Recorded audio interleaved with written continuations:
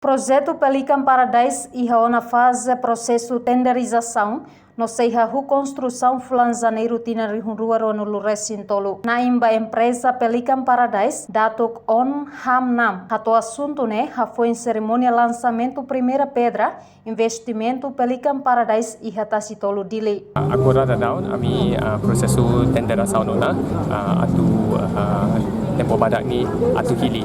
Depois ami mak hili kontraktor na ami sefo sira tempo ituan atu halo siranya preparação no mobilização.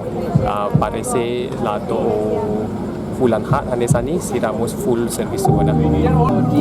January, February. Kami haku construção show unit ni anesan quarto demo ni ia bulan Januari 2023. Empresário Nemos Dehang foi em processo hirak se lo que vaga serviço ba ema quase rihunida. Processo ni se bele lo que vaga serviço ba ema quase rihunida.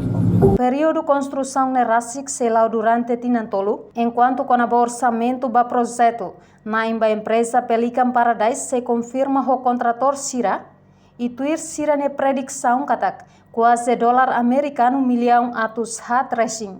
Reportagem da Vieira Florindo Coluna, Televisão Timor Post.